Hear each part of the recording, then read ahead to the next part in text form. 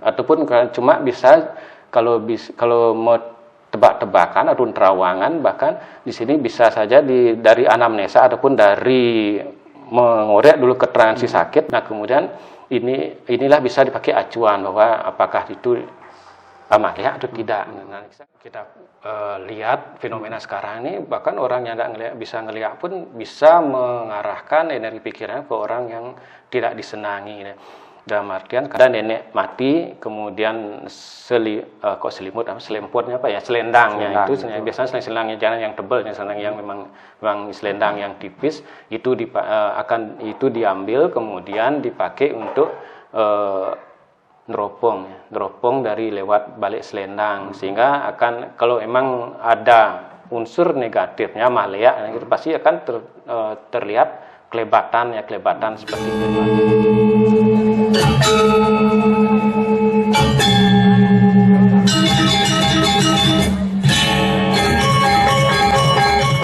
Nah ini tuh, ini kan kalau kita bicara soal penyakit gaib, harusnya kan yang diserang ini adalah pikiran, yang membuat pikiran itu terguncang, kan begitu.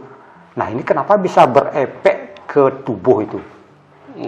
Artinya ketika penyakit ini harusnya kan dia yang sakit itu pikirannya. Tapi kadang-kadang bisa ke hati dia, kemudian berdampak ke lumpuh dan lain sebagainya. Itu gimana itu ceritanya itu seperti itu?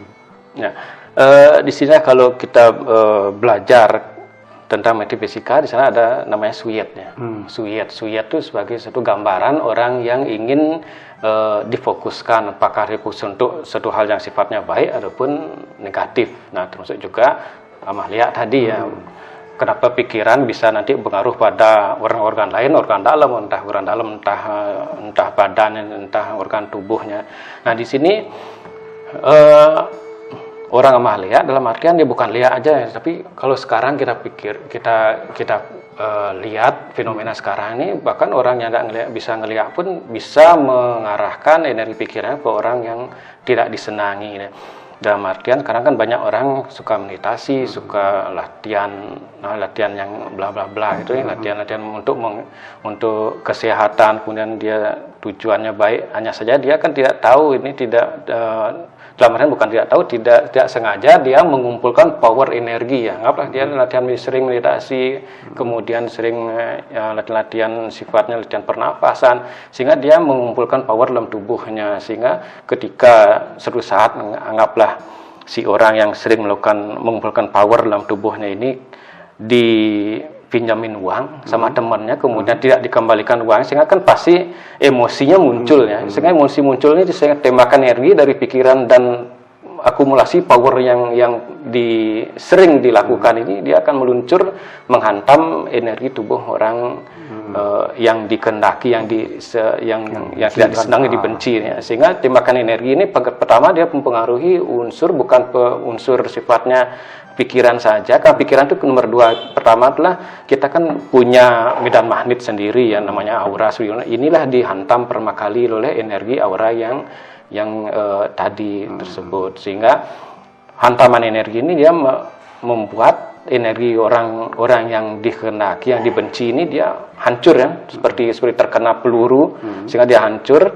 Nah, kemudian energi ini dia akan masuk ketika dia tubuh aura orang yang dibenci ini sudah hancur, kemudian energi yang menusuk itu masuk ke dalam tubuh, energi yang sifatnya tidak stabil, biomagnetik yang tidak stabil ini dia masuk dalam tubuh, pasti dia akan mencari organ ataupun tempat yang tidak stabil dalam tubuh orang yang dibenci ini.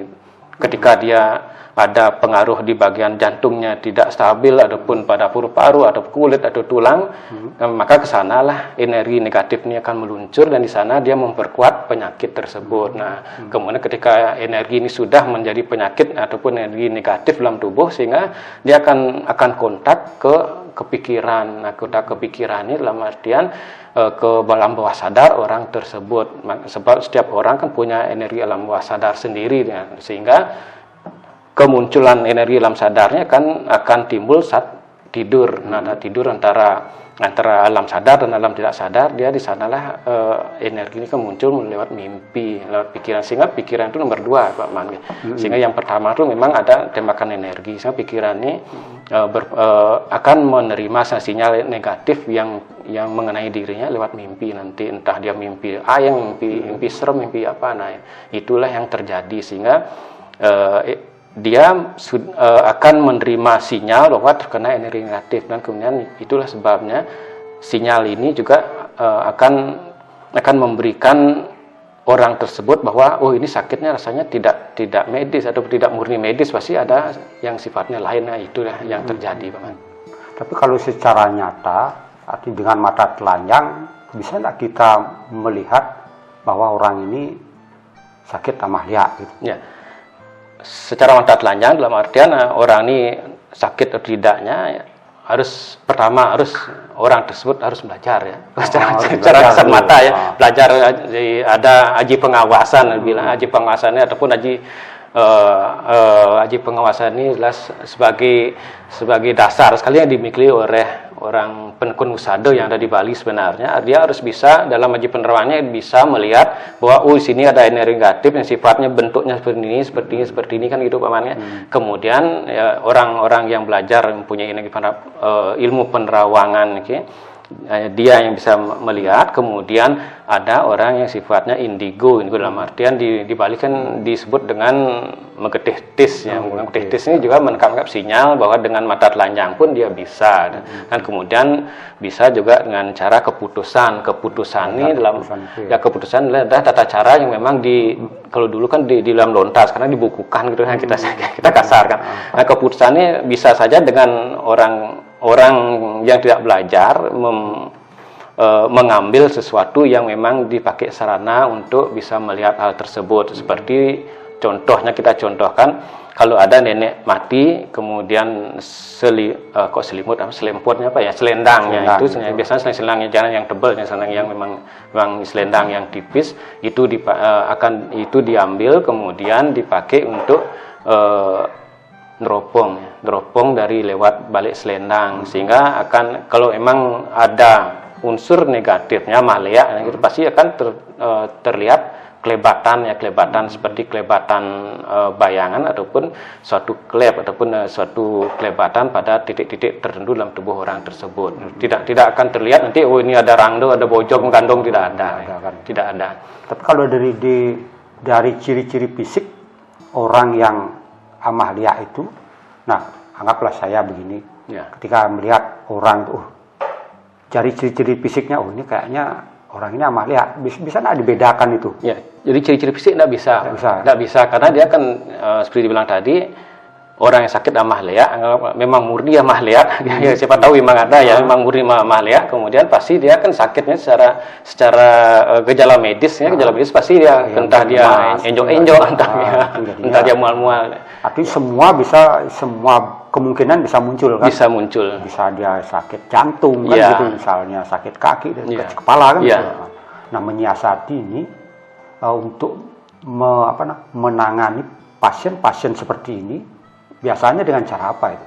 Dengan cara seperti tadi itu, dengan cara harus bisa dilihat dengan aji penerawan dulu dalam orang-orang yang terjun ke dunia Usado, ataupun dengan cara keputusan tadi entah apa dipakai, biasanya ada yang juga memang yang kena unsur negatif loh dari sini nerang jano kemudian santet dan sebagainya. Ini kalau ada keputusan juga yang memparkan bahwa kalau memang kena anggaplah santet ataupun sifatnya destit loh ini yang bersaranakan dari batu ataupun nisan orang mati, ketika ditempel dengan carang kelor dia akan terasa di kepanasan. Ya itu kalau kita menarik satu contoh sebagai apa yang dipakai untuk deteksi ya. Nah, sebagai keputusan itu kemudian untuk menangani itu artinya begini. Ini kan kalau orang terkena amalia itu kan selain pikirannya yang sakit karena ada energi negatif, juga tubuhnya. Nah, ini yang mana harus ditangani dulu, apa penyakitnya dulu, gaibnya itu kita tinggalkan baru obat ini. Kadang-kadang kan bisa lagi nggak hilang, lagi balik penyakitnya itu. Seperti apa itu? Harus dua metode ini harus jalan bersamaan. Pertama menghilangkan dari secara psikologis beban pikirannya, kemudian memang penyakitnya harus diobatin juga.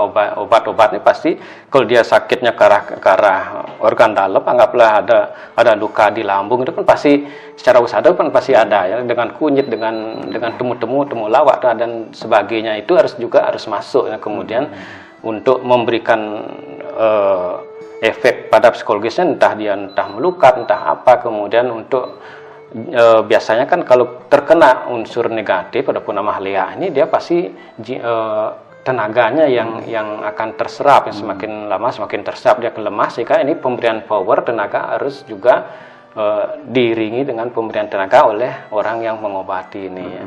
Kalau secara modern pasti dengan vitamin ya, tapi secara usado pasti dengan memberikan tenaga ya, dengan kekuatan dasa bayu, dasa saru dalam tubuh, sehingga untuk memberikan efek power pada tubuhnya lagi, sehingga orang ini bisa terasa lebih sehat dan pikiran lebih tenang. Ya. Kita balik sedikit dulu tentang definisi tentang Lea itu. Yeah. Ada yang menyebutkan Lea, kemudian ada Lia. Pengertiannya seperti apa? Kemudian berikutnya tadi Julu bilang kan yang tidak belajar mendapat pengukuran itu misalnya, ini juga bisa menyakiti. Ini berapa jenis Lea yang ada ini? Artinya dari proses belajar atau proses yang lain itu? Ya. Dari Lea atau Lia ya. Lea atau Lea. Yang jelas. Kan gitu biasanya. Ada Lea, ada Lia. Kalau I sama I ya. Kalau jabatan kan Lia sama sandal ya kan. Gitu. Ya. Yang pastinya ada Lea ya. Lea. Karena Lea itu berasal kadang lekas. Nah, lekas itu seperti tadi itu membangkitkan dan mengeluarkan power yang dalam tubuhnya sesuai dengan keinginan ya, dengan sensasi-sensasi yang diinginkan. Kalau Lea ini karena juga terjadi perkembangan kosakata aja yang di beberapa daerah nih, Lia ya, I-nya Lia. Cuma Lea yang ini. Kemudian berapa Lea sebenarnya tidak ada tentang ini namanya Lea penugrahan, sebenarnya tidak ada. Lea itu saudara pasti berasal dari belajar ya, dari nyastro sebenarnya. Sehingga dan kemudian ketika dia nyastro dalam artian belajar tentang penglihakan, seperti contoh seperti tadi Jakot Tunggul dan Jakot Tunggul, kemudian Gedebong Basah ataupun Budak Setegal, dia kan harus juga melakukan ngenasakin, dia harus meritualkan dirinya sendiri untuk memakai power. Kemudian dalam ngenasakin ini adalah prosesnya untuk memohon penugerahan agar dia memang benar-benar meyakini bahwa hal sifatnya dari yang menganugerahi ilmu tersebut sudah masuk dalam dirinya. Nah, contoh memohon penugerahan ini pasti dia ke Majapahit ataupun Peredalem ya, karena di sana kan ya proses ritual dan belajar. Ya, belajar. Ya, sehingga penugerahan ini pasti ya, tidak ada ini lihat nyasel, lihat penugerahan tidak ada. Ya, kemudian dengan dekatan lihat juga tidak ada, dalam beberapa lontar pun tidak ada. Ini tingkat pertama jadi pojok tidak ada. Ya, yang ada dalam penglihatan kan gegelaran dia dalam artian ini bentuknya A, bentuknya B, Jakot Tunggul dia mohon pada Dewa Wisnu, dengan Budak Setegal dia memohon pada Dewa Siwa kan gitu. Ya, itu ada cuma gegelaran saja. Cuma di masyarakat ya sering disalah tafsirkan bahwa kalau jadi bojok ya baru tingkat 1 nih, jadi kambing tingkat 2, jadi godel tingkat 3. Kalau lebih besar lagi lebih tingkatannya gitu. Iya. Sebenarnya tidak ada, kan cuma gegelaran ada. Tapi kan banyak di masyarakat kita yang nyengguh, kesengguh. Nah, itu seperti apa itu biasanya terjadi, kok bisa orang yang tidak tahu apa itu bisa kesengguh itu. Ya, pertama kalau kesengguhnya pasti ada berapa kategori kita pakai. Yang pertama dia memang kesengguh karena melihat ciri-ciri fisiknya. Nah, dalam artian melihat ciri-ciri fisik ini ketika ada seseorang pas duduk-duduk, kemudian tetangganya ataupun di satu desanya ada seorang nenek sudah tua renta, kemudian masih kuat dia negen gedebong duang pikul gitu, sehingga anak dia pasti bisa ngeliat, ataupun nanti ada nenek-nenek yang lewat ataupun kakek-kakek lewat kemudian buat tongkat dengan tingkahnya aneh, itu bisa disengguh ya, pun dituduh kan, pun pasti bisa ngeliat nih, karena ciri-ciri orang tersebut ya, dan kebanyakan yang menjadi korbannya orang-orang tua ya, mungkin orang yang cantik ataupun bagus tidak mungkin disengguh bisa ngeliat ya kan. Tapi dalam penglihatan Sampian Mas pun, dalam penglihatan Sampian Mas dia tujuan kan untuk memberikan power, aura kecantikan, aura ketampanan bagi orang yang menguasainya kan gitu. Ini kan sangat berbeda sekali, bahkan kalau di masyarakat kalau kesengguh ini bahkan banyak yang orang-orang tua renta dituduh bisa ngeliat karena dari tekstur tubuhnya ataupun gerak-gerik yang agak nyeleneh gitu kan ya. Kemudian ada juga kesengguh ini salah tafsir ataupun dituduh karena salahnya seorang balian ataupun seorang praktisi spiritual memberikan diagnosa seperti tadi itu, oh ini pasti nak yo ngai penyakit, nah ataupun itu yang juga memberikan salah tafsir ataupun pendudukan kesengguh. Kemudian ada juga dari bebai kan gitu, bebai, orang yang terkena bebai yang kita bilang bebai dalam tanda kutip yang tidak benar ya, sehingga dia memberikan suatu dalam interest ataupun kesurupan ini dia menyebut-nyebut bahwa si A nyakitin, si B nyakitin, itu kan juga bisa kesengguh. Nah kemudian ketiga ini juga dari memang kekuatan gaib energi liak sendiri. Nah, kenapa begitu? Kan ada saja kalau zaman dulu kan orang yang belajar ngeliat ini namanya dia kekuatan batin kan, ketika dia sudah wafat meninggal tubuhnya mati tapi ilmunya kan tidak mati, ilmunya masih, artinya energi itu masih ada, sehingga kalau di seberang apa di seberang kita bilang di luar Bali ada dinamakan mengalap berkah ya, sehingga mengalap berkah ini pada para tokoh-tokoh spiritual yang sudah wafat, sehingga di sana dia melakukan nyekar pun bertapa semedi untuk mengambil energi yang dimiliki oleh tokoh-tokoh spiritual. Seperti itu sebenarnya mengalap berkah. Cuma kalau di Bali ini tidak jarang terjadi kecuali Nyerayo ya. Nyerayo juga hampir sama kasusnya nih. Kemudian kalau energi yang melayang karena orangnya mati tadi, orang bisa ngeliat nih, orang yang nyasar penglihakan ini mati, kemudian ilmunya pasti masih tetap hidup selamanya. Kemudian ketika ilmu ini keluar dari tubuh orang tersebut, dia sifatnya sudah tidak stabil dalam artian dia akan melayang-layang di udara mencari tubuh lagi ya, cari tubuh untuk menstabilkan ya, sehingga ketika orang ini dia sering nyerayo, sering ke hal-hal sifatnya mistis-mistis, bisa saja dihinggapi oleh energi penglihakan yang tidak stabil melayang-layang di udara, sehingga secara tidak sengaja nanti energi ini bangkit sendiri pada saat-saat tertentu, entah Kajang Klion, entah dia saat sandikala, entah malam hari, entah dia saat tidur, energi ini kan muncul, bisa saja dia akan tampak pada tempat-tempat tertentu, mungkin pada tetangganya terlihat, ataupun pada tempat tertentu, ataupun di suatu tempat, dan kemudian ada orang yang melihat, oh kok iyo muannya kini, tapi badan bojog, nah bisa saja seperti itu terjadi, sehingga ini juga bisa akan menjadi kesengguh ataupun dituduh. Ya. Pertanyaan Tiang yang terakhir dulu. Ya. Apakah sebegitu mudah orang menyakiti dengan ilmu leak? Ya. Nah seperti dalam acuan beberapa lontar itu kan dia harus minta izin dulu, izin ke Ida Betari Durga, kemudian Penunggun Karang. Apa benar seperti itu prosesnya orang itu? Ya. Dari dulu tuh sebelum homo ya. Apakah aluh itu kena lihat nama lihat. Gampang orang. Gampang gitu. Ya. Sebenarnya penugasan ataupun mohon penugasan dulu ataupun mohon izin pada yang gurunya dulu, dan kemudian pada Nun Karang itu sebenarnya relatif ya. Hanya saja ini kan proses tembakan energi. Sekali lagi bukan orang yang bisa ngelihat aja bisa nyakitin, orang yang tidak belajar ngelihat pun bisa nyakitin gitu. Kemudian orang yang tentunya pasti orang yang belajar dulu Desi Ranjana pasti nyakitin ya. Dan kemudian gini karena konteks sama Lea ya, prosesnya itu gampang tidaknya tidak gampang ya, tidak gampang dalam artian sulit sekali nyakitin seorang, apalagi zaman sekarang, zaman gelombang ya. Kalau kita paparkan, kalau energi ataupun ilmu penyelekan, ilmu gaji ugig ini dia akan membangkitkan energi dulu, kemudian tembakan energi, dia mencari gelombang ya, gelombang bilang tadi itu suyet, orang yang akan ingin dituju, sehingga gelombangnya akan sama, kemudian ketika gelombang sama dia akan pasti terkena tembakan energi negatif nih, walaupun tidak memohon izin dulu, bahkan anggaplah di seberang pulau walaupun kalau di luar negeri pun bisa terjadi, karena adalah kita bermain gelombang ya, gelombang energi, dan kemudian ada orang yang ingin dikenakan, dan orang yang dikenakan pasti sudah tentu orang yang saling kenal ya, dalam artian kenal sudah terkait energi tubuhnya. Makanya kalau banyak juga di Bali bahwa nak nyen mbien pak itu kan karena dibilang paknya karena dia pasti saling kenal ya. Tidak mungkin orang tidak kenal nyakitin, tidak akan mungkin.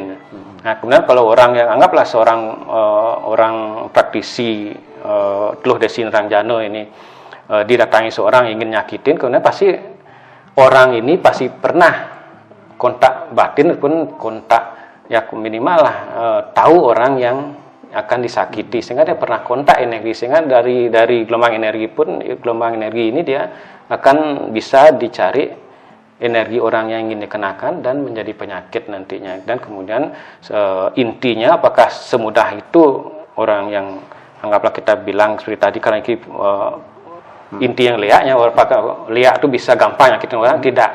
Tidak ya, sangat sulit sekali.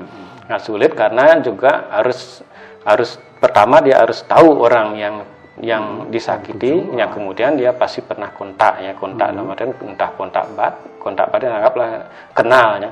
Makanya kalau salah satu contoh ini pakai, kalau tidak dia sempat kenal saja, kemudian dia lupa wajah orang tersebut, pasti dia akan menggunakan fotonya. Makanya hati-hati bawa foto. Gitu. Iya. Baiklah, Jero. Iya, Paman. Saya rasa sudah cukup obrolan kita, sudah panjang lebar ini. Iya. Dan menyita waktu Jero. Kemudian Jero juga harus beraktivitas, ini ada tamu yang datang. Iya. Semeton dan pemirsa Bali Express, demikian tadi perbincangan saya dengan Jero Gede Yudi Suryawan. Mudah-mudahan ini bisa menjadi pemahaman baru terhadap tema kita, yaitu penyakit amahlea. Suksmo atas perhatiannya, kita sinap bantu Trama Santi. Om Santi Santi Santi. Om.